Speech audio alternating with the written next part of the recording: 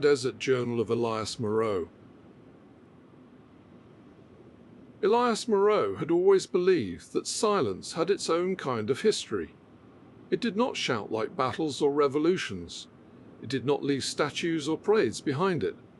But it lingered in the empty places of the world, in dunes and dust, in forgotten paths that no one walked anymore.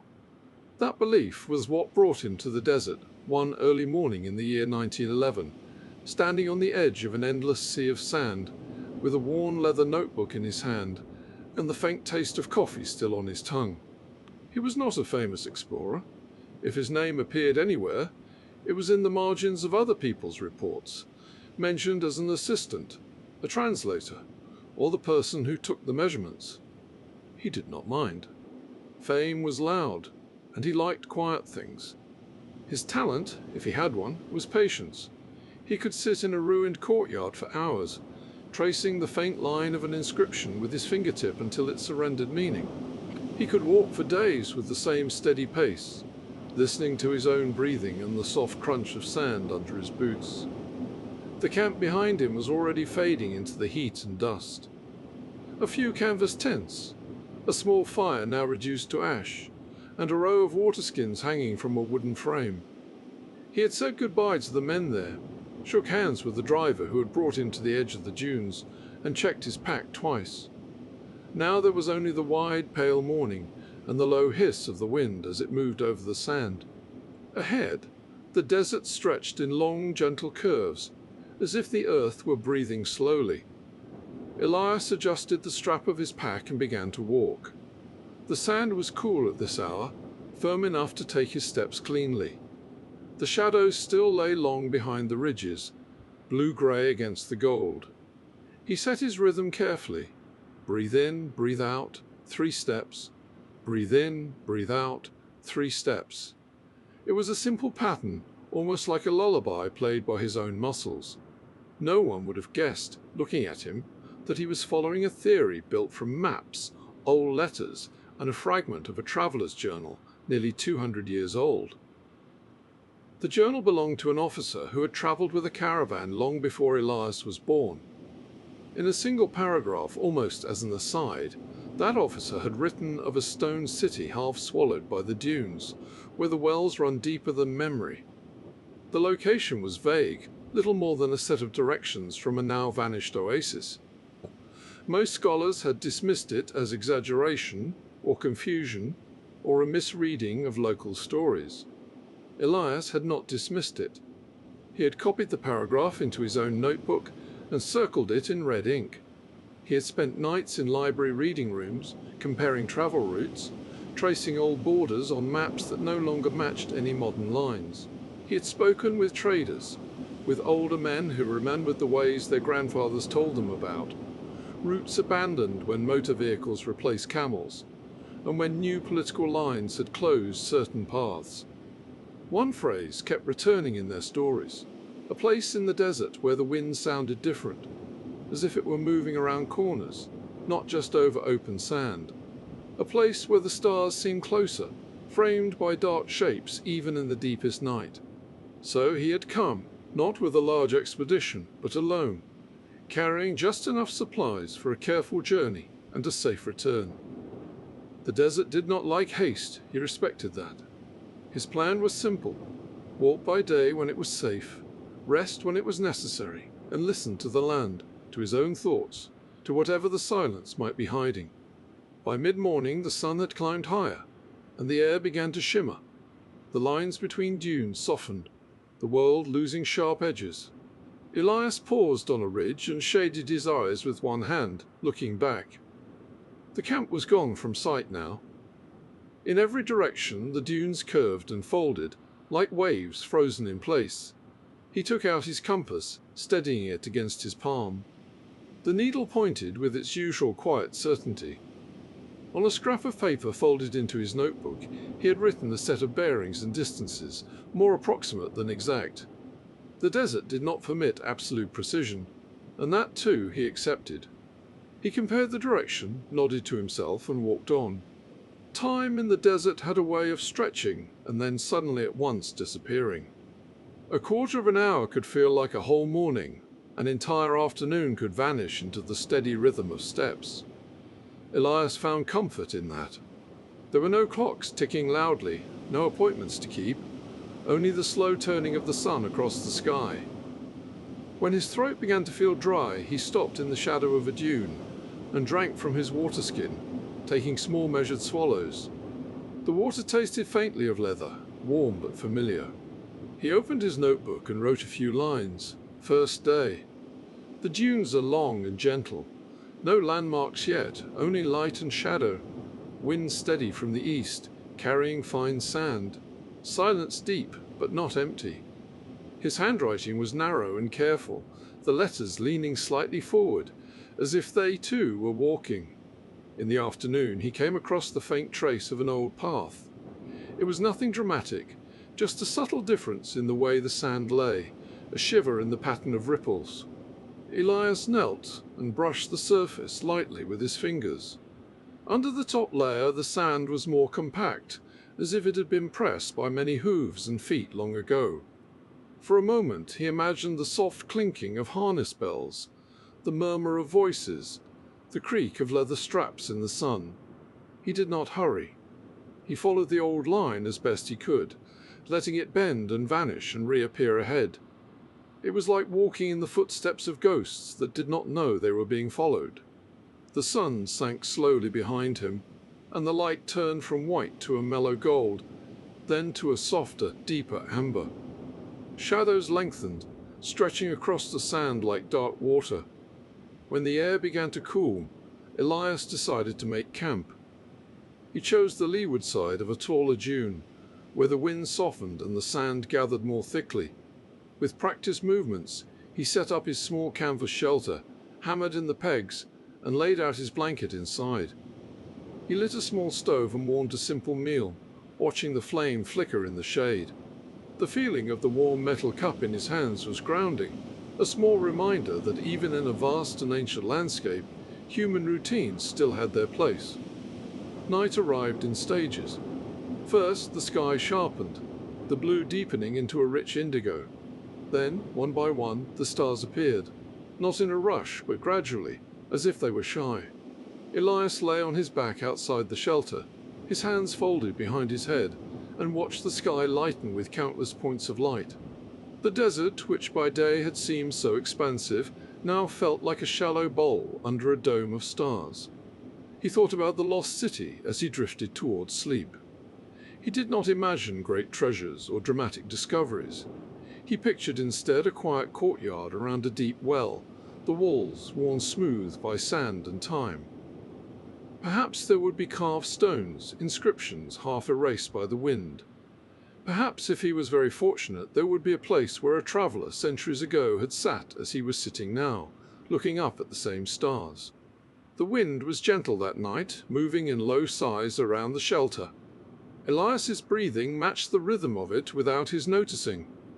Eventually his thoughts slowed, then thinned, and finally faded, leaving only the soft sound of air over sand and the distant, unhurried ticking of his cooling stove. The next morning he woke before the sun rose to a world that was still and pale. The sky held a faint line of brightness in the east, like the edge of a page being turned. He packed his blanket, folded the shelter, and checked his supplies. The desert rewarded those who prepared carefully. He ate a small breakfast and drank water, then stood at the top of the dune and watched the first light spill slowly over the sand. As he walked, he felt the weight of his pack settle comfortably against his back. His shoulders adjusted, his feet found their rhythm. Each dune revealed another, and then another beyond that.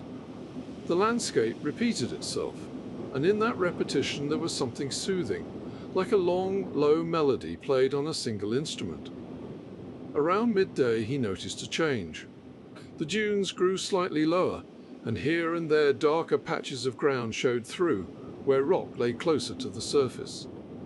The wind carried a different scent now, faint but distinct. A trace of stone, perhaps, or old dust that had not moved in a long time. Elias slowed his pace, scanning the horizon more carefully. On the third day, he saw the first sign that his theory might be correct. At first, he thought it was just another ripple in the distance, a trick of the heat. But as he drew nearer, the shape held steady. It was not curved like a dune, nor soft. It was angular, a straight line where there should not have been one. He climbed a ridge to get a clearer view. Below him, about an hour's walk away, something broke the pattern of sand. A dark, narrow shape jutted out of the dune, just a little higher than a man. Even at this distance, he could tell it was not natural. The angle was too precise, the surface too flat. His heart beat a little faster, but his steps remained measured as he approached. Excitement in the desert, he knew, could make people careless. When he reached the object, he brushed away the clinging sand with the back of his hand. Underneath was weathered stone, carved with shallow lines. Not deep relief, but incised shapes that formed a simple border. At the base of the stone, half hidden in fine sand, he felt the edge of another. He knelt there for some time, the sun high above him, tracing the faint lines with his fingers. They were not decorative in the way some city carvings were. They were functional, perhaps part of a marked threshold or a low wall. The stone felt cool under the heat, as if it held a memory of a different time. He wrote in his notebook, "Stone outcrop," likely a corner or top of buried wall. Orientation matches expected direction from old route. Sand level high. Surroundings quieter. Wind sounds different, less open. It was subtle, but he was right. When he stood and listened, really listened, he could hear that the wind had changed its voice. It did not simply rush past him now. It moved around something unseen, something larger beneath the dunes. The sound carried a faint echo, as if it were flowing through hidden spaces and narrow places between buried stones. For the next 2 days, Elias stayed near that area. He did not dig deeply. That was not his purpose, and he lacked the tools and manpower for proper excavation. Instead, he walked in slow circles around the protruding stone, marking small irregularities in the sand. Here, a gentle sag suggested a buried passage. There, a slight ridge hinted at a covered wall. To a passing traveller, the area might have looked no different from any other part of the desert. But to him, it was full of quiet signs. He imagined the city as it might have been, low houses built from stone block, narrow streets where shadows lingered even at noon, a central square with a well and perhaps a simple shrine. Traders arriving at dawn, leading their animals by rope. Children running between doorways. Smoke rising in thin threads from cooking fires. All of it real, all of it ordinary, and all of it gone now, swallowed by the slow, patient work of sand and wind. Elias felt no urge to disturb it more than he must. The city, if he could call it that, had found a new life in its burial. The dunes had become its roof, the wind its keeper. What he wanted was not to break it open, but to confirm that it had existed, to give it back a place on maps and in memory. On the 5th evening, he climbed one of the higher dunes near the buried stones and watched the sun go down. The sky was wide and clear, the horizon a perfect line. As the light softened, shadows began to deepen in the subtle hollows of the sand. From that height, he could see patterns he had not noticed at ground level. A gentle depression that might once have been a main street, a set of low undulations where buildings might have stood side by side. He made a careful sketch in his notebook, marking directions and distances as best he could. His pencil moved slowly, pausing often as his eyes travelled between the page and the land. Even if the drawing was not exact, it was something. A record. A way of saying, quietly, that a place had been here once. That night, the stars seemed especially bright. Elias lay beside his shelter again, his hands folded on his chest, the notebook closed at his side. The wind moved lightly, almost kindly. He thought about the officer's journal, the few lines that had brought him here. He thought about how many things in the world were held in such small fragments. A phrase, a memory, a sketch on a single page. He also thought about the people who might one day come here after him. Perhaps a larger team with equipment and funding. They would dig and measure and catalogue, and they would publish books with plates and diagrams. His name might appear as a footnote, or it might not appear at all. It made little difference to him. What mattered was that the silence of this place had been heard, just a little. Over the next days he slowly widened his circle around the buried stones, always careful not to stray too far from his sense of direction. He placed small markers in the sand-short sticks, pieces of cloth, simple signs that meant something to him. Each evening he gathered them back up. He did not want to leave scars or litter behind. The desert remembered everything. He wanted its memory of him to be light. He found a few more stones here and there just at the surface. One appeared to be the top edge of a doorway. Another had a shallow groove, perhaps worn by generations of hands resting on the same spot. He ran his fingers along that groove and felt the humanity in it. People had lived here. They had walked these paths, drawn water, argued, laughed, grown old. Their stories had not vanished, not entirely. They were still here, in the quiet lines of stone, in the way the sand lay. On his last evening at the site, Elias brewed tea on his small stove and watched the steam curl upward, vanishing into the cooling air. The sun was low, a soft orange disk sliding down the sky. He felt a gentle weariness in his muscles, the good kind that comes from steady effort, not from strain. His notebook was heavier now, with new pages filled, the pencil shorter. He sat for a long time without writing, simply listening. The wind moved around the hidden city, its tone low and steady. Somewhere under the sand, perhaps, there might still be a courtyard where a fragment of tile clung to a wall, or a step worn smooth by feet that no one remembered.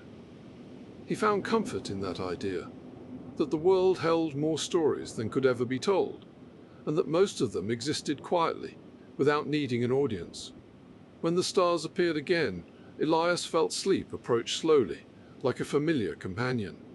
He arranged his blanket, lay down, and turned his head so that he could see both the sky and the faint darker shapes of the dunes around him. The buried stones were just out of sight beyond the ridge, but he knew they were there, resting under their cover of sand. His breathing settled into an easy rhythm. In, out. In, out. The same calm pattern that had carried him across the dunes. The wind answered him in soft intervals, moving along the slopes, brushing past the small shelter, slipping into the hollows and out again, as if it were breathing with him. Elias closed his eyes for a moment, then opened them again to take in the stars one last time. Above him, they shone with steady light, so ancient that whatever had happened in the hidden city was still new when that light first began its journey. There was a strange, soothing harmony in that thought, that human lives began and ended, cities rose and fell, but the sky remained, patient and familiar. He let his gaze rest on a single star, not trying to name it, not measuring its position, simply watching its quiet shimmer. The night around him was deep but gentle. No harsh sounds, no sudden movements, only the faint whisper of sand shifting grain by grain, as it had done for longer than any record could reach. His thoughts grew softer at the edges, less sharp. The line between memory and imagination blurred in the pleasant way. He pictured again the courtyard of the lost city, not as a ruined place, but as it might have been at dusk. A jug of water on the well's edge. A door left half open, letting out a slice of warm lamplight. The murmur of voices winding down at the end of the day. Slowly, those images faded, leaving only the feeling behind. A feeling of a day well spent, of work quietly done, of being in a place that did not demand anything more from him than his presence. Elias exhaled, long and easy, and let his eyes close fully now. The stars continued their silent watch. The hidden stones lay undisturbed beneath the sand. The desert, vast and old and unhurried, drew its cool night air over dunes and hollow places, and the small figure sleeping there. And so, beneath the quiet stars, with the wind moving softly around the buried city, and the sand holding its memories in gentle stillness, the desert held him gently as sleep arrived. The dunes beyond Al-Rahin, the journey of Captain Rowan Hale. Captain Rowan Hale had crossed many landscapes in his life, quiet coastlines, misted mountain passes, and the crumbling remains of long-defended forts. Yet none lingered in his memory as powerfully as the desert. Perhaps it was because the desert asked for nothing in particular, yet revealed everything about a person who walked it. Or perhaps it was because, in the wide spaces between dunes, he could hear thoughts he never noticed in the busy world beyond. It was early spring of 1923 when he stepped out of the small outpost of Al-Rahin, boots sinking into the soft edge of morning sand. The settlement behind him consisted of little more than a dozen square buildings of sun-bleached clay, a crumbling archway, and a well around which life clustered like a small oasis of habit. A shepherd called out to his flock, a potter swept yesterday's dust from his doorway, and someone stirred a pot of tea whose scent drifted into the cool air. Rowan paused long enough to secure the canvas straps of his pack, then adjusted the brim of his hat and began walking east. He had not come to the desert for glory or records. He had spent enough years in uniform to know that accolades rarely felt worth the weight of earning them. What brought him here was a map, not a grand or official map, but a simple one, drawn by hand in faded ink. It had been carried by a man he once met in a Cairo cafe, an older gentleman with eyes like desert glass and a voice that trembled with the fragility of unsaid stories. That man had spoken of a forgotten trade stop called Kalat Serab, the Fort of Mirage, he called it, once used by merchants crossing the eastern dunes. According to him, the fort had been abandoned for generations, slowly consumed by sand. But he insisted it still existed, somewhere beyond the shifting ridges, preserved by the same dryness that claimed it. Rowan, who had always kept a quiet curiosity for overlooked histories, bought the man's map for a few coins and packed it away. Months passed before he had the chance to follow it. Now, with the world between wars and his own chapter of service concluded, he found himself drawn back to the simple, steady rhythm of exploration, one foot in front of the other, the landscape stretching open before him. The sun rose higher, turning the dunes into soft slopes of gold. Rowan moved with careful pacing, feeling the sand adjust beneath him. The desert did not allow hurried steps, not if a man wanted to keep his energy. His gait became instinctive, slow, measured, deliberate. The morning breeze brushed against him with a hint of the night's lingering coolness, carrying with it a faint smell of distant salt flats. By mid-morning, Al-Rahin had vanished entirely behind a veil of shimmering heat. The only evidence that it had ever existed was a slight change in the color of the sand where wind had smoothed over the faint traces of recent footprints. Rowan paused on a long dune crest, lifting the map from his breast pocket. The paper, creased and fragile, had softened edges that hinted at decades of being folded and unfolded. He traced the ink with one gloved finger. The route was simplistic, 3 hashed lines representing dunes, a symbol for a dry riverbed, and finally a small square marking the fort. Below it, in a hurried script, someone had written, "Stone remains, deep well, broken watchtower, shade afternoon." Shade afternoon! Rowan folded the map and smiled. In a land where details were scarce, even that simple note felt like a gift. He continued, letting the dunes rise and fall beneath his stride. The desert changed slowly but unmistakably for those willing to observe. The sand became finer, almost silky. The dunes grew taller, curving in long arcs like gentle waves frozen in motion. Every so often, he would stop and listen, not just for external sounds, but for shifts in air pressure, for the subtle difference in how wind moved around the landscape. Sometimes the desert offered clues in whispers. Near midday, he spotted movement on the horizon. For a moment he thought it might be a traveler or a distant caravan, but as he walked closer, the shapes resolved into a cluster of low shrubs. They were hardy, thorny things growing around a subtle depression in the sand, where moisture gathered after rare rains. A pair of pale birds lifted into the air as he approached, their wings beating softly. He crouched near the shrubs and brushed the sand aside. Beneath it was dry, cracked earth, a wadi, an ancient riverbed, just like the map had promised. He followed the dry riverbed for several hours. Though bleached and barren, it offered firmer footing than the dunes, and its winding shape provided gentle variation to the endless horizon. He touched the ribs of the earth where old water had once carved channels. It was humbling to imagine the flow that had once run here, perhaps hundreds or thousands of years ago. Now the bed waited in stillness, carrying only silence. The desert heat intensified in the late afternoon. Rowan found the shelter of a tall dune and rested in its shadow. He drank sparingly from a flask, savoring the warm, metallic taste of the water, then let his body relax against the coolness of the shaded sand.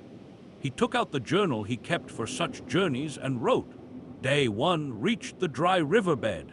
Map consistent so far. Desert quiet, wind minimal. Large dunes to the northeast, possibly shaped by seasonal currents, feeling strong. Sand patterns suggest little travel in recent years. When he resumed walking, the shadows had stretched long behind him. The light softened into oranges and rose tones, painting the dunes in calm pastels. As dusk settled, Rowan set up a small canvas tent and placed a lantern inside. He boiled a simple meal of lentils and rice on his stove, the flame casting gentle flickers against the sand. When he stepped out to cool his bowl, he saw the first stars appear, sharp, unblinking, infinite. Nothing in the world resembled a desert night. Cool air descended like a soft blanket, and silence deepened until even small sounds, the rustle of fabric, the sigh of sand shifting, felt amplified. Rowan lay back on his blanket, watching constellations he had known since boyhood drift across the dark. His breathing slowed. The quiet settled into him. He slept deeply. The next morning, he rose before dawn. A pale line marked the horizon, and the sand was cool beneath his boots. He packed camp quickly, knowing the day's heat would come fast. When the sun rose, it appeared enormous, an orb pushing itself gently above the dunes. Today's journey would be longer. According to the map, the fort lay somewhere beyond a set of steep dunes that angled sharply toward the southeast. Rowan reached them just before noon. The climb up the first ridge was demanding, but the strong footing of morning gave him confidence. Sand trickled beneath each step, creating tiny avalanches that hissed quietly in the stillness. When he reached the summit, he stopped, and his breath caught not from exertion but from astonishment. Below him, an enormous field of ridges extended in parallel lines, each one sculpted by years of wind. They resembled ribs of the earth, exposed by time. Between some of the ridges, Rowan spotted unusual blotches of darker color. He narrowed his eyes. They were not plants, not shadow, not rock. He descended to investigate. The blotches revealed themselves to be old wooden beams, sun-bleached, brittle, half-buried, not arranged randomly, but aligned along a sloping angle. Rowan knelt beside one, brushing sand away until he exposed nearly a meter of length. The wood splintered but held together enough for him to see remnants of shaping, tool marks, faint but unmistakable. These were structural remains, perhaps part of an ancient walkway or scaffolding. Nearby, he found fragments of pottery, simple, undecorated pieces baked hard and cracked by years of exposure. Some shards still held faint ridges from the potter's hands. "Someone worked here," Rowan murmured. "Someone lived here or passed through often enough to build." He wrote a quick note in his journal and marked the coordinates. He had not expected preliminary findings so soon, but the desert often rewarded curiosity with small surprises. He moved on, more alert now, watching for patterns in sand that hinted at buried lines or man-made edges. For much of the afternoon, he walked through those parallel ridges, each ridge rising and falling with solemn grace. The wind that breezed between them carried a gentle, almost musical resonance, the dunes humming softly, as if the whole desert were breathing in drawn-out chords. At one point, Rowan paused, lifting his head slightly. The wind tone changed, almost imperceptibly but distinctly. It seemed to travel around something, not the ribs of sand, but something solid, something ahead. He walked toward that change. The ridge opened slowly, revealing a broad, shallow basin. At first it looked empty, but as Rowan descended, he saw straight lines beneath thin layers of sand. He approached them kneeling. Stone, not random stones from erosion, but cut blocks, rectangular, weathered, some still stacked atop one another. A wall. His pulse quickened in a steady, controlled way.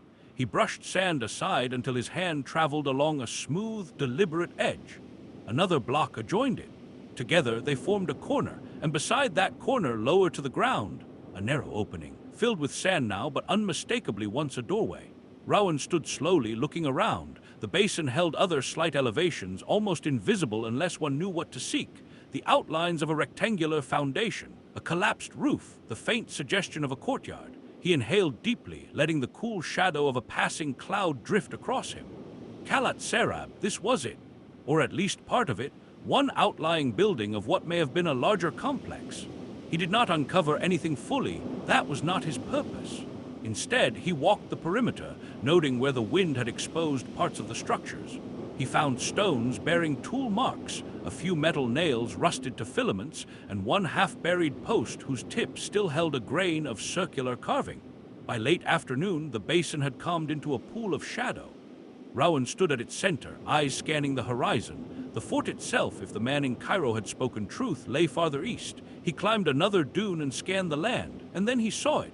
A tall, narrow silhouette rose from the desert floor several kilometers ahead. Leaning slightly like a man frozen mid-step, it cast a long shadow. A tower, not whole, not intact, but present. He felt a quiet thrill, not loud excitement, but an internal warmth that spread gently from his chest outward. The journey was unfolding exactly as the desert allowed, one slow reveal at a time. He approached the tower slowly over the next hours, pacing himself, watching as the structure shifted from a thin shape to a broken but imposing ruin. Up close, it stood nearly 4 meters high. Its upper half had crumbled, but its base was thick and sturdy, built from blocks of stone mortared centuries ago. A set of steps, mostly buried, led to what had once been a small platform. Rowan brushed sand from one of the steps. The stone underneath was cool. Wind moved through the cracks, creating a low, hollow tone. He stood still and listened. The tone deepened, then softened, a natural instrument played by the desert itself. He imagined watchmen long ago standing there, scanning the horizon for approaching caravans. Behind the tower lay what remained of the fort's main complex. Very little stood above ground, just a few knee-high walls, a broken archway, and one partially buried column, but the outlines were clear. A courtyard, a long rectangular hall, smaller chambers branching from it. He circled the site for several hours, documenting shapes, noting where sand had drifted in thicker layers. Among the ruins, he found a broken water jug, a metal buckle, and the faint outline of a well, collapsed but surrounded by stones placed deliberately. He knelt beside the stones and touched them. They were smooth from centuries of hands drawing water. That single detail told him more than any map could. People had lived here not grandly, not famously, but steadily, long enough for the stones to remember them. The sun began to sink. Rowan set up camp beside the leaning watchtower. Its shadow stretched toward him as if settling down for the night. He cooked a simple meal, the smell of warm lentils mixing with the cooling air.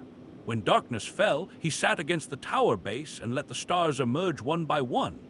The wind tonight sounded different. It moved through the ruins, catching on broken walls, slipping through narrow gaps, and swirling softly around old masonry. The result was a gentle, echoing hum, composed not of a single tone, but of layers, as if the fort itself were whispering quietly to the desert. Rowan felt sleep approach slowly, but he stayed awake a little longer, appreciating the steady presence of the tower beside him. Even in ruin, it felt protective, an old guardian unbothered by the weight of time. He journaled. Reached Kalat Serab, watchtower remains standing, foundations intact in several areas. Evidence of pottery, wooden beams, carved stone. Wind carries distinct tonal variations, architecture shaping airflow. A remarkable sight, desert peaceful tonight. When he finally lay down, the stars overhead seemed impossibly bright. The ruins around him held their quiet stories, their memories resting deep beneath the sand. Rowan breathed slowly, deeply. The air was cool, tinged with the scent of dust and stone. Morning arrived gently. He rose early and walked once more through the ruins, stepping lightly so as not to disturb the fragile remains. In the soft light, details emerged he had not noticed the day before, subtle ridges indicating former doorways, faint depressions where floors had sunk slightly, and a half-circle of stones marking what might have been a communal fire pit. He imagined a caravan arriving at dusk, setting down their loads, sharing stories under the stars. Merchants boiling tea, camels kneeling to rest, children running across the courtyard. Life moving through this place in a rhythm shaped by heat and wind. Now the rhythm was different, shaped by memory and silence. As the sun climbed higher, Rowan returned to the watchtower one last time. He placed his hand on the warm stone, feeling its texture, its stability. It was a simple gesture but meaningful, an acknowledgement of the countless hands that had touched it before him. He packed his gear slowly, taking time to ensure he left nothing behind. His footprints would vanish within hours. The desert would return to its natural quiet, uninterrupted. Before he left, he paused on a nearby dune to take one last look at Kalat Serab. From this angle, the ruins almost blended into the landscape. But the tower still stood, its silhouette thin and patient, as if watching over the wide, unending sea of sand. Rowan breathed in, letting the desert air fill his lungs. He exhaled softly. Then he turned west, beginning the long, steady journey back, footprints forming behind him, already fading, already returning to sand. As he walked, the wind moved gently along the dunes, carrying with it the quiet hum of the old fort, a sound that followed him like a soft echo. His steps grew slower, calmer, each one falling into a natural, peaceful rhythm. The desert stretched around him, warm and vast and unhurried. And so, beneath the rising sun, with the watchtower shrinking slowly into the distance and the dunes guiding him homeward, the desert held him gently as the morning quiet deepened and the day began. Caravan to the vanished lake. The journey of Nadia El-Amin. Nadia El-Amin had grown up with the sound of market voices in her ears and the sight of distant dunes at the edge of her vision. Her family traded fabrics and spices near the coast, and caravans were as familiar to her as the cobblestones of the harbor road. As a child, she would sit on a crate beside her father's stall, watching camels sway past in slow rhythm, their bells ringing softly in the warm air. The men who led them were sun-browned and quiet, their faces lined by wind and distance. To Nadia, they always seemed to carry a secret, some knowledge that towns and cities could not hold. As the years passed, she learned the routes and the names. The western trail that skirted the hills, the southern road that ran between scattered oases, the old caravan way that led to cities whose gates had long since closed. There was one path, though, that people spoke of only from time to time, in low voices and with small gestures, a route to a place they called the Vanished Lake. Once, they said, the lake had been a wide sheet of water in the middle of the desert, reflecting the sky in a calm mirror. Caravans used to stop there for days, giving their animals time to drink deeply and their traders time to rest under the thin shade of reeds. A small settlement had grown up on its shores, mud brick houses, storage huts, a watchtower, a few narrow streets. Then slowly the water had retreated. Season after season the levels fell until one year the lake did not return. Wind took its place. Sand followed. The village emptied. The caravan route shifted elsewhere. Most people moved on, but Nadia grew more curious. When she was 29, a new map arrived in the coastal town where she lived. It was carried by an archivist from the city, a man with ink-stained fingers and tired eyes who came to examine old records in the governor's office. Nadia helped him find space in the warehouse near the harbor, where mildewed ledgers and rolls of parchment lay stacked in careful disarray. In return, he showed her the map, a faded sheet copied from an older source, bearing pale lines and notes in a script that leaned forward as if always in motion. "The Vanished Lake?" she asked, tracing a fingertip across a small oval in the center, marked with an almost hesitant circle of ink. The archivist shrugged lightly. Perhaps the original document was already worn when this copy was made, but the measures seem consistent with the distance from here. He pointed from the coastal town to the small oval. It is not so far in the scale of the desert. 5-6 days journey inland. Maybe more, depending on the conditions. Has anyone gone there recently? She asked. He smiled faintly. Recently? No. 1 or 2 in the last generation tried to follow the old route. They returned with stories of nothing but dust and heat. People prefer the roads they know. That answer might have satisfied someone else. Nadia, however, folded the map in her mind the way he folded it in his hands. Long after the archivist had moved on to the next city, she found herself thinking of the Vanished Lake when she woke at night to the sound of wind against her shutters, or when she watched the caravans depart in the early morning light. She did not imagine treasure or lost cities. What she wanted was something quieter, to see how a place that had once been full of water had learned to live without it, to walk the old streets, if any remained, and stand where the shoreline once met the desert, to listen to the silence there and feel what stayed behind after the water left. 2 years later, she found herself tightening the strap of a leather pack and checking the ropes of a small caravan outside the town's eastern gate. The morning was pale, the sun still low. Nadia wore a light linen shirt under a plain desert coat, her head wrapped in a scarf that shaded her neck. She was not traveling alone. Her experience told her that the desert preferred company. There were 3 others with her. Yosef, a seasoned caravan leader in his 50s, stood by the first camel checking the load. His beard was mostly gray, his shoulders still strong. He had led caravans along the southern routes for half his life, and though he had never been to the vanished lake, he had crossed enough dunes to know how they behaved. Beside him was Leela, a young woman from an inland village who had joined as a cook and helper. She had a steady way about her, moving with small, efficient gestures. Quiet, observant eyes took in everything without hurry. When Nadia had interviewed her, she had simply said, "I've never seen the far desert. I would like to." It was reason enough. The fourth member was a scholar named Marcus Hahn, originally from a city far to the north. He had come to the region to study shifts in trade and settlements, and when he heard of Nadia's planned journey, he asked if he could join, promising to assist with navigation and record-keeping. He spoke with a slight accent and carried a satchel full of notebooks, pencils, and measuring tools. Unlike some scholars Nadia had met, he listened more than he talked. They had 4 camels, each loaded carefully, one with food and cooking gear, one with tents and blankets, one with water and spare skins, and the last with tools, notebooks, and a small crate of gifts and barter goods. The animals shifted their weight, chewing lazily, their long eyelashes catching the morning light.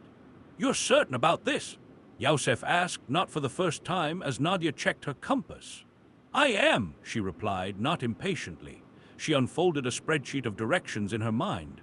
One part the archivist's map, one part older notes from traders, one part stories heard in markets. "We follow the old caravan line to the hill of basalt in the south, then turn east.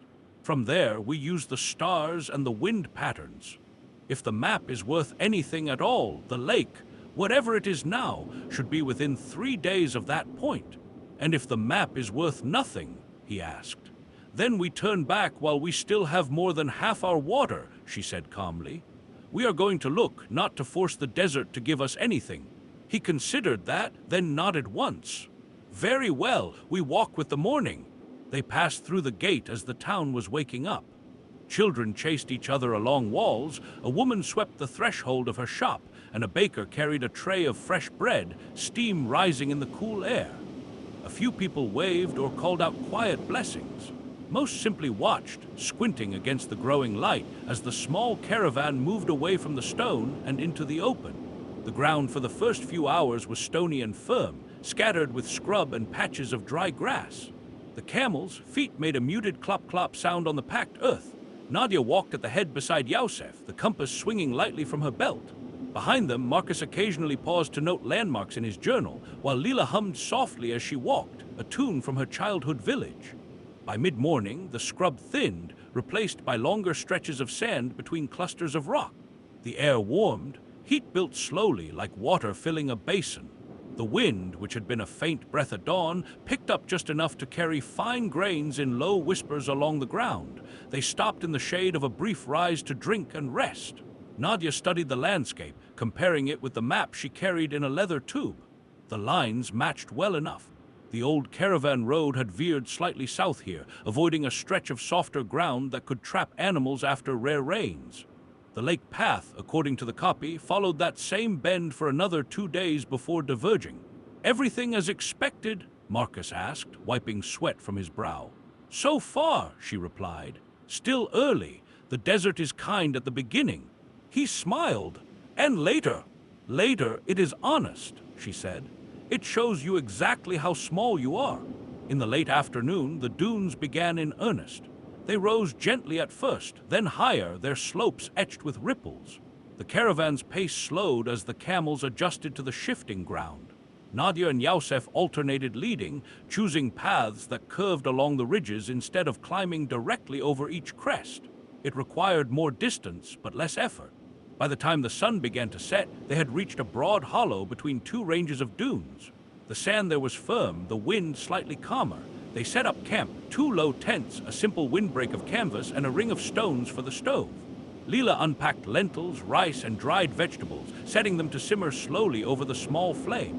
The smell of warm spices soon drifted through the cooling air. As darkness settled, the sky filled with stars.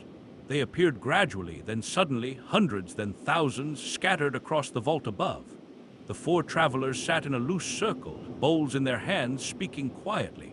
"Do you believe there will be anything left?" Leela asked at one point, her voice soft. "Of the lake, I mean, or will it be only sand where water once was?" I do not expect water, Nadia said. If any remains, it would be in the deepest ground beyond our reach, but I think the land will remember. She gestured gently. Plants that do not grow elsewhere, a certain smell in the air at dawn, the shape of the ground. Salt, Marcus added. Perhaps crystals or crusts on the surface.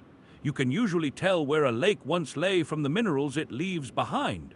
Yusef listened in silence, his eyes reflecting the firelight. When Nadia finished speaking, he nodded slowly.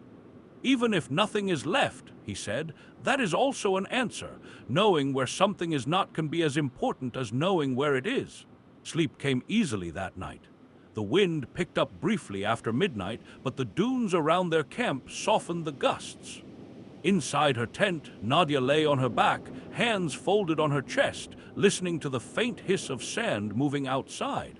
Her mind traced the route mapped out ahead, the basalt hill, the turn east, the days that followed. Gradually, her thoughts grew less distinct, drifting like distant voices. The desert embraced the camp in its wide silence, and rest deepened. The next day followed a slow, steady pattern. Rise before dawn, pack camp in the half-light, walk through the soft morning, rest in the hardest heat, and travel again when the sun lowered. The dunes grew taller, the spaces between them broader. At times, they came upon patches of stony ground where small, hardy plants clung stubbornly to life. Once, in the distance, they saw a thin line of movement, a small group of nomads with their goats, cresting a ridge and disappearing beyond. The desert was not as empty as it looked. On the third day, near noon, they saw the basalt hill. It rose from the sand like a dark island in a pale sea, its sides rough and irregular. Ancient flows of cooled lava had formed sharp ridges and hollows that the wind could not smooth completely. As they approached, the ground grew firmer. Here and there, black rock jutted out of the sand like the spine of some buried creature. They made camp on its northern side, where a natural overhang provided shade. Leela prepared food, while Marcus and Nadia climbed a short way up the slope to look around. From that vantage point, the desert spread in all directions. Waves of dunes to the west and north, flatter stretches dotted with low shrubs to the east and south. According to the map, Marcus said, squinting, this is where the old caravan trail to the vanished lake left the main route. Nadia took out the faded copy, smoothing it against a flat rock. She traced the line with her finger, then lifted her gaze to the horizon. The ink line curved slightly northeast, then east, then southeast, forming a gentle arc that led to the oval representing the lake. We follow that curve, she said quietly. Not tomorrow, but the day after. Tomorrow we rest. The camels need it, so do we. They slept that night with the solid presence of the basalt hill at their backs. It felt different from the dunes, more grounded, less changeable. As Nadia drifted toward sleep, she thought of how many caravans before them had likely stopped here, tying their animals where she now lay her pack, boiling water where Leela now cooked food. The thought was comforting. On the rest day, they moved slowly. Yusef inspected each camel, checking hooves, adjusting saddles, and murmuring to them in low, reassuring tones. Leela washed a few clothes and hung them from a neat row of stones. Marcus unpacked his notebook and carefully copied the map by hand, adjusting certain distances as he compared them with the readings from his compass and the position of the sun at different times. Nadia took a small walk around the hill's base. On the eastern side, she found faint marks carved into the rock, a cluster of symbols, worn and shallow. She studied them quietly. They were not a language she knew, but their arrangement suggested a simple message. Perhaps a caravan sign, an old marker warning of something ahead, or indicating the direction of a well long since gone dry. Her fingers brushed the rough grooves. Whoever had made them had done so with purpose, the strokes deliberate despite the crude tools. She felt again the sense of walking in the footsteps of others, not in their exact paths, but along the same broad lines of motion. That evening, as the sky turned from gold to purple, they sat by a small fire and looked east. A thin line of slightly darker land lay in the distance, the old lake basin, perhaps, or the edge of some ancient shoreline. We leave before first light tomorrow, Nadia said gently. If we keep a good pace, we should reach the outer limits of the lake area in 2 days. From there, we move more slowly. We'll need our eyes more than our legs. Yusef grunted in agreement. The desert will tell us what remains, and if it is only wind, Leela asked, not fearfully, but with simple curiosity. Then we will listen to the wind, Nadia said. Even emptiness has something to say. The third morning away from the basalt hill was the quietest yet. The sky was clear, the air almost perfectly still. The sand lay smooth between dunes, unmarked by recent tracks. As they walked, Marcus occasionally stopped to check bearings, adjusting slightly to keep their path in the wide arc suggested by the map. By midday, the character of the land began to change. The dunes grew lower and farther apart. The ground between them took on a slightly different color, paler, with patches of hard, cracked surface. Thin lines of salt glimmered faintly in the sunlight. Marcus noticed it first. "Look at the crust," he said, crouching. He ran a finger along a faint white line that traced a shallow depression. "Evaporation deposits. This is what we see in dry lake beds in the north." Nadia knelt beside him. She pressed her palm lightly against the surface. It was firm and slightly rough. When she lifted her hand, a dusting of white powder clung to her skin. "The map is not lying," she said softly. "We are near the edge." As the afternoon wore on, they entered a broad, shallow basin. The dunes retreated to the edges, forming a loose ring around a wide floor of cracked earth and thin salt crusts. The air felt subtly different here, drier somehow, but carrying a faint metallic tang. They walked in silence for some time, each absorbed in their own thoughts. The camels made soft, crunching sounds on the crust. Shadows lengthened. The basin stretched farther than they could see in a single glance. Finally, as the sun dipped lower, they saw them, the first signs of the lake's former life. At the edge of a shallow depression within the basin, a cluster of dead reeds stood half buried in sand. They were gray and dry, brittle as old parchment, but their shapes were unmistakable. Closer still, they found a smooth stone worn into a slight curve by years of water movement. A little farther on, they saw a scatter of small shells, bleached by sun, lying in a loose arc where a shoreline once had been. Leela bent to pick up one of the shells. She turned it over gently in her fingers. "So small," she murmured. "It's hard to imagine all of this underwater." "It would have been shallow," Marcus said quietly. "A broad, reflective surface, perhaps no deeper than a few meters in many places, but enough to sustain life and to draw caravans." They continued a little farther, and there they saw the village. It did not rise dramatically from the ground. Most of it lay low, half swallowed by sand and cracked earth. But as they drew near, shapes resolved. The remnants of rectangular foundations, fragments of walls, the broken stump of a tower near what must once have been the water's edge. Mud bricks, eroded and softened, formed crumbling mounds. In some places, a few courses of stone remained, holding their shape stubbornly against time. Nadia stopped with the others at the edge of the village. For a long moment, no one spoke. The silence here was different from the silence on the dunes. It held layers.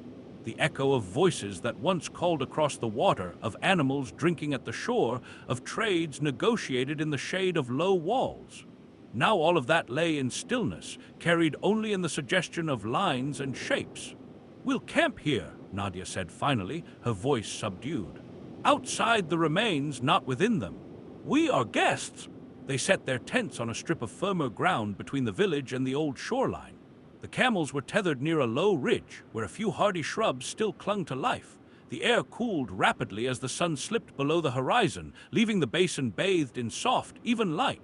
The ruined village became a set of quiet silhouettes, their edges softened by dusk. After they ate, Nadia walked alone along what she imagined had once been the water's edge. The salt crust crunched under her boots. In the fading light, she could almost see the line where the shoreline had rested, the faint, gentle slope down to where the lake's surface would have once caught the sky. She stopped and turned back toward the village, head tilted slightly. In her mind, she tried to imagine it as it had been. Water filling the basin, reflecting the colors of sunrise and sunset, children running along the shore, shouting and laughing, traders unloading baskets from their animals, their feet leaving wet prints on packed earth, lamps glowing in small windows at night, smoke rising from cooking fires, the soft slap of waves against stone. Now it was all gone, and yet not entirely.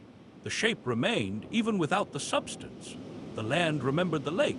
Behind her, the small camp glowed with the light of a single lamp. Yosef tended the animals. Marcus sat with his notebook open on his knees, sketching the outlines of the basin. Leela rinsed a pot with a careful trickle of water, hands moving with practiced ease. Nadia stood a moment longer, breathing in the cool air.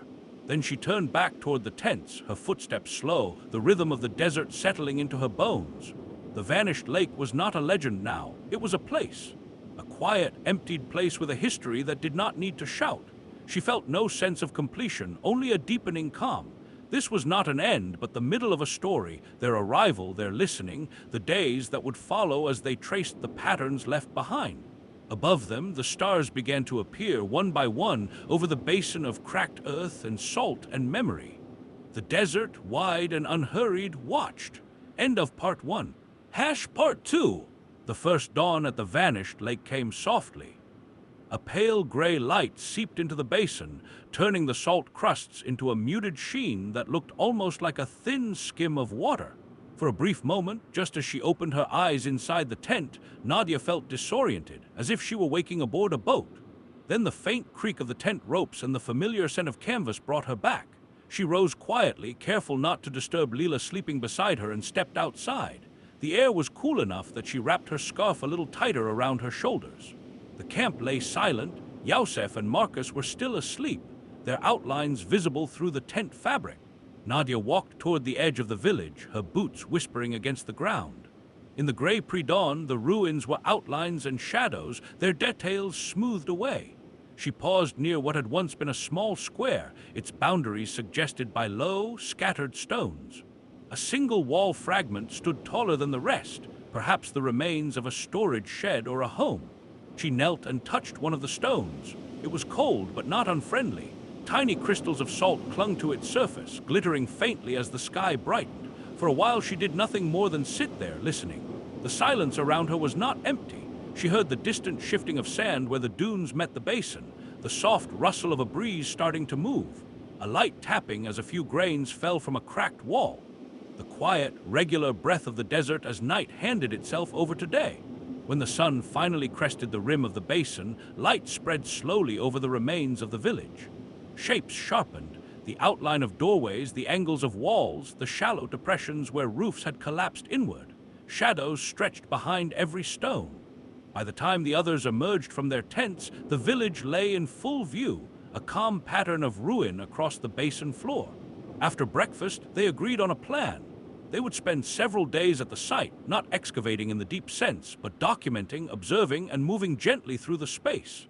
Nadia wanted to understand the shape of the settlement, to trace where life had moved when the water still filled the lake. Marcus wanted to map it accurately, to align this forgotten place with the broader patterns of history. Yosef and Leela would help where needed, and at other times tend to the camp and the animals. They began with the well. Near the center of the village, a circular structure of stone blocks protruded from the ground. Most of it was filled with debris, sand, fallen brick, fragments of wood that had once made up a winch or support beams, but its form was clear. This had been the heart of the settlement. Marcus measured its diameter with a length of marked cord. 6 paces across, he said, recording the number. Wide enough for a substantial water source. Do you think there is still water down there? Leela asked.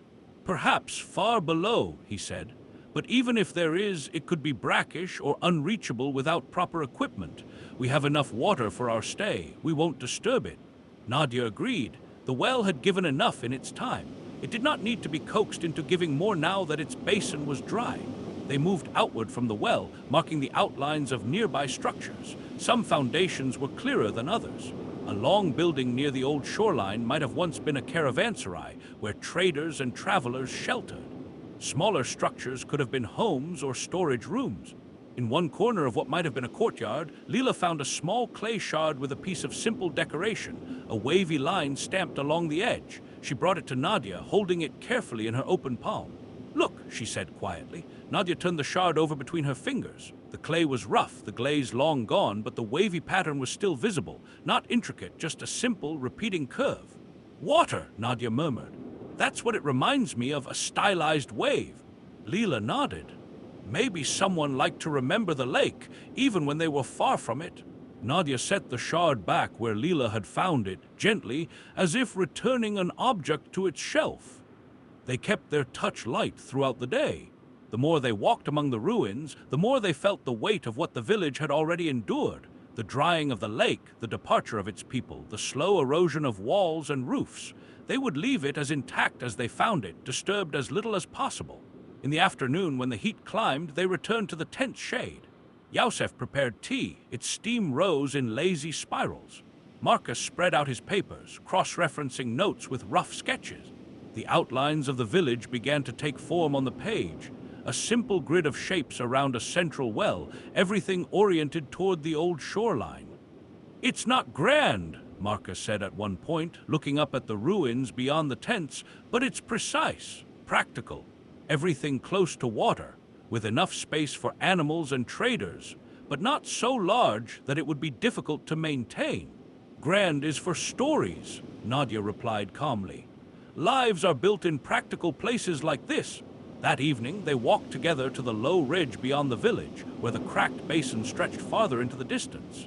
In the fading light, the salt crusts reflected the sky's changing colors, pale pinks, muted blues, hints of purple. For a moment, the illusion returned. It almost looked like a thin sheet of water, still and silent. "Imagine coming here after days on the dunes," Yusef said softly. "Seeing this, knowing your animals would drink, that you would rest in shade. This must have felt like arriving at the edge of the world. And imagine seeing it shrink," Marcus added, his voice gentle. "Year by year, the shoreline creeping inward, the wells growing harder to draw from, the reeds drying out.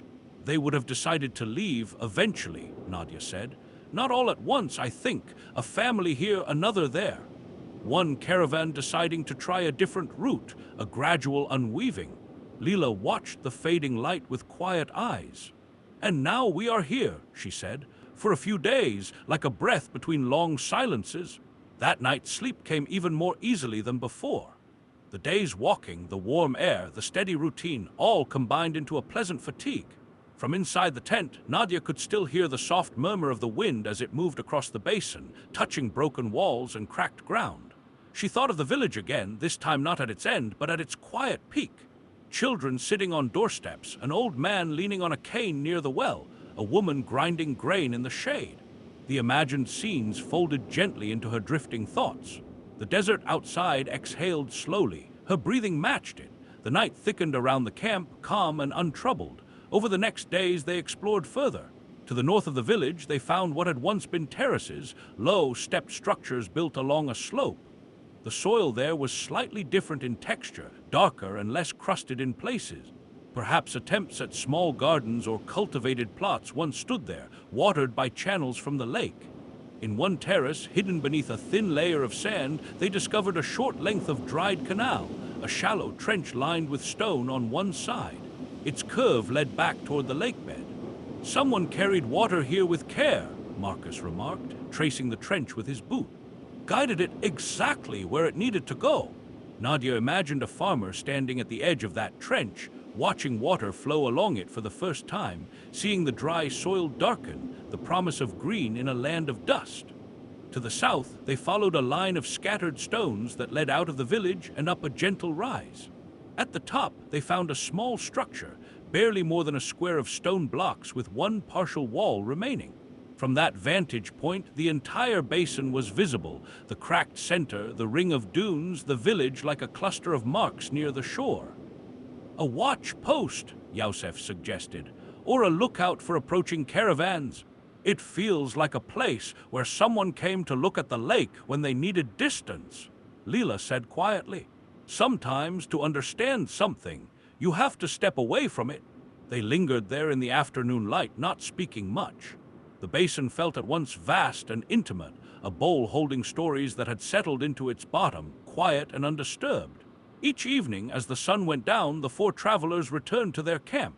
They ate simple meals, drank tea, and let the conversations drift. Some nights they spoke about the village and its past. Other nights they spoke about their own lives, the towns they came from, the roads they had traveled, the small choices that had led them, improbably, to this empty basin in the middle of the desert. Marcus told them about rivers in the north that had changed course over centuries, leaving old river towns stranded inland. Yusef shared memories of crossing the same chain of dunes decades earlier, when he was younger and less patient, eager to push ahead even when the heat warned him to slow. Leela spoke of her village as well, how the whole community treated it with respect, knowing that without it everything else would fade. When it was Nadia's turn, she simply said, "I think I have always been listening for places like this. Not loud places, quiet ones that people forgot to write about." They stayed 5 nights at the vanished lake. On the 6th morning, they knew it was time to leave. Supplies, though still adequate, needed to be preserved for the return. The desert, patient but firm, always reminded travelers not to overstay their welcome. Before they dismantled the camp, each of them took a short time alone in the village or along the old shoreline. Nadia returned to the well. She placed her palm flat against one of its stones, then let it rest there for a few breaths. "Thank you," she whispered, not expecting or needing an answer. When they were ready, they packed everything carefully, leaving no trace of their stay except the faint marks of footprints that the wind would soon erase. The camels rose with familiar grumbles, their loads secured. The sun had just cleared the rim of the basin when they started their walk back, heading toward the basalt hill that had served as their turning point on the way in. As they reached the basin's edge, Nadia paused and looked back one last time. From that distance, the village was barely visible, just slight irregularities in the surface. The cracked earth and salt crust stretched out in a calm, pale sheet. Above it, the sky was open and clear. The place did not call out to them to stay, nor did it push them away. It simply existed, as it had been existing quietly for years, holding its memories. She turned and followed the others. The journey back felt both similar and different. They retraced their route, but now every landmark carried an extra layer of meaning. The basalt hill was no longer just a dark shape in the distance. It was the marker between ordinary desert and the basin of the vanished lake. The dunes that had seemed featureless before now held subtle variations they recognized. At night, as they rested under the familiar sky, the lake basin lingered in their conversations like a soft echo. They did not speak of it constantly, there was no need, but it accompanied them, a shared experience woven into their days. One evening, a few days into the return, they camped at the edge of a particularly tall dune. From the crest, they could see far across the desert, the horizon a hazy line. The wind was gentle, stirring small eddies around their feet. "Do you think anyone else will go there after us?" Leela asked, watching the sky change color. "Someday," Marcus said. "Perhaps a larger expedition with equipment for deeper study, or perhaps just another small group curious like us. If they do," Yusef added, "it will be a calmer journey for them. Your notes, your maps, these things make it easier." "Maybe," Nadia said, "but the desert still decides what to show. Maps can tell you where to walk. They cannot tell you what you will feel when you arrive." She realized as she spoke that this was what mattered most to her. Not that future travelers would know the exact location of the vanished lake, but that they would understand it as more than just a point on a chart, as a place where water had once collected, where people had once lived, where silence now carried the weight of all that had happened and all that had ceased. On their final night before reaching the coastal town, they camped on stony ground where the dunes gave way to scattered shrubs.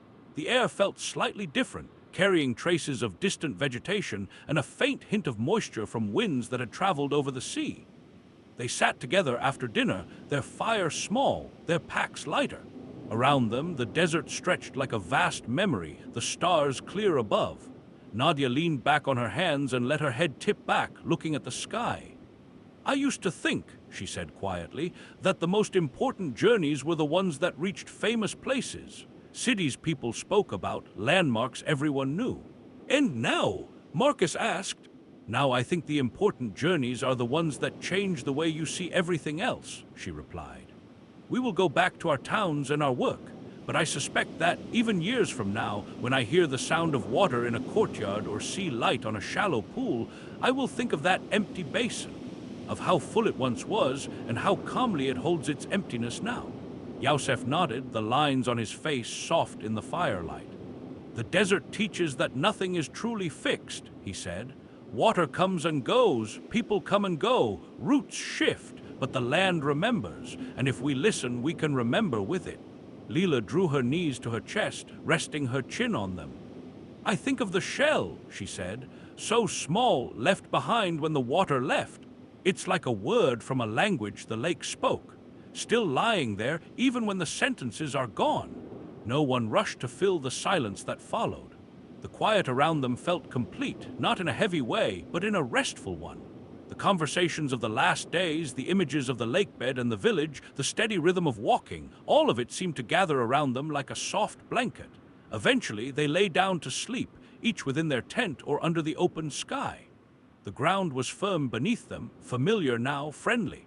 The wind moved in light currents, carrying with it distant scents and the faintest murmur of the town they would reach the next day. Nadia closed her eyes and let her thoughts drift. She saw again the cracked basin, the white crusts of salt, the broken well, the fragment of decorated clay. She saw the imagined reflection of the sky on lake water, the silhouettes of people walking along the shore.